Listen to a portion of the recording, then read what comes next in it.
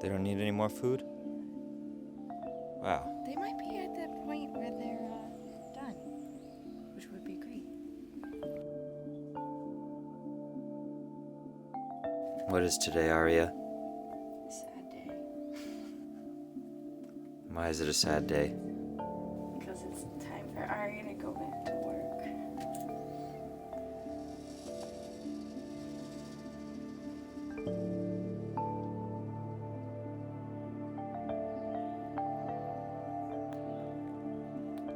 I want to address one of the big questions that we got when we were asking for some feedback.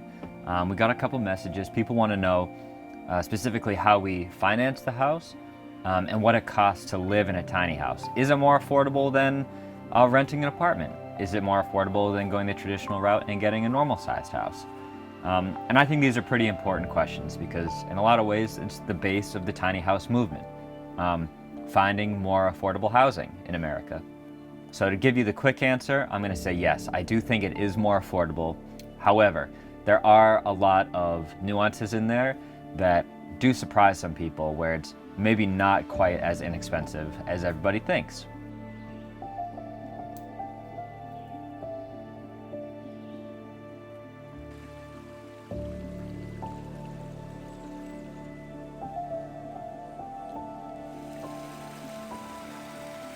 Let me get a sip of my hot cocoa.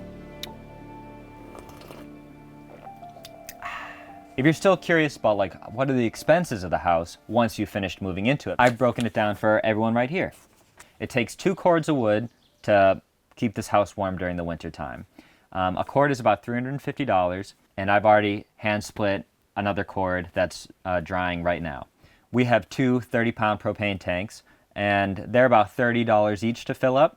So I estimate about $120 for propane costs over the course of the year. Water is about $120. We fill up at the co-op from time to time, and that's about $2 for 5 gallons. More often than not, we fill up our water tanks in a spring that's nearby. A big expense we still have is our taxes. This is a new one. We had to pay taxes on our land, which comes out to $1,250 a year. So though we do have a composting toilet, you do still need to spend money on the toilet to keep it working. And that primarily is in the form of this stuff called coco coir, which is kind of like this crumbly fibrous stuff that you put in the toilet when it's fresh. So that's $180 for the coco coir for a year. And then lastly, I estimated about $100 in gas for our generator to keep the electricity going on those really dark winter days. Total cost for a year to live in the tiny house with our basic expenses paid is $2,170 total. And Aria and I split that, which is freaking awesome. So I can't wait till when we have no loans left and we're done with our debt, where that's the only money we need to keep this place going. What might come as a shock to you is the actual cost of parking a tiny house if you don't own your own land. And if you can not find a really affordable option where you do some work trade situation for someone to park it. A lot of the times, if you're parking at a campground or an RV site, you're spending between $400 and $600 a month, could be more. For us, we knew that just was not an option. To have a tiny house, the point was to be saving money and not spending it on rent. So we decided to make the initial big investment in land.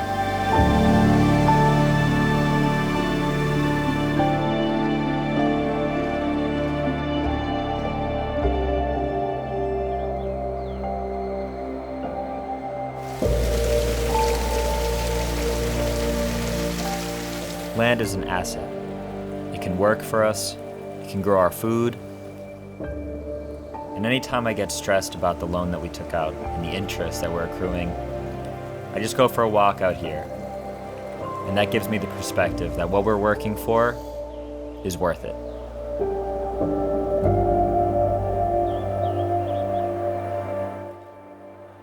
A quick refresher of the cost of the house. The house to build was expensive. It was $35,000. So Aria, she really couldn't afford doing a tiny house just because those initial costs for a trailer is around $5,000, $6,000. And it would take a really long time just to get the money for the trailer. I had maybe about $15,000 saved up by the time I decided that the tiny house is what I wanted to do. So that initial cost of the trailer being $8,000, cut my savings in half, but I still was able to make that first initial purchase without taking out a loan.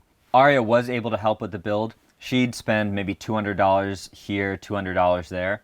I'm fortunate in that I get basically a whole year's worth of income in like a 6 months period. And then for the other 6 months, I get little gigs here and there that help keep me going. But I get a lot of money up front and quickly, which allows me to blow it really quickly. You might be asking, why are tiny houses so expensive if I'm trying to just buy one from a builder or buy a DIY build that someone else is selling, $70,000 for a tiny house on wheels to $120,000. If I ever considered selling our house with the solar and everything, I don't think I would take less than $100,000 for it. What is a year and a half of your life worth in all the, work and sweat that you put into this thing, and nights, restless nights, trying to figure out how to do shit? Which is why I really stress that building it yourself is in the tiny house spirit the most, maybe. Because it keeps the costs as low as it can possibly be. I, didn't take any classes on carpentry or any of this stuff. I'd like to show you my first project, my first real build.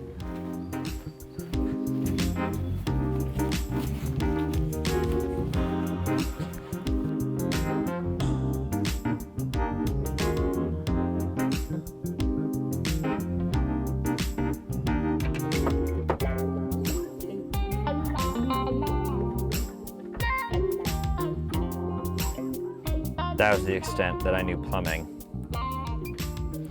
That was the cabinet that I built. It's not the most beautiful. So a big reason why I wanted to show you all this. This is the first thing I built, and I think I seriously improved from building this van to building this home.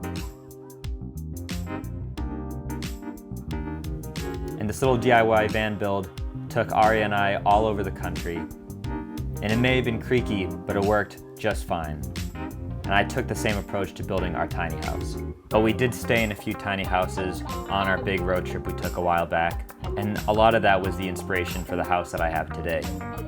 If you haven't seen our first couple of videos, I really recommend it because that's more of a look into our day-to-day life and the projects that we work on and care about. That's everything that I got today with tiny house finances. If you have more questions, as always, let us know.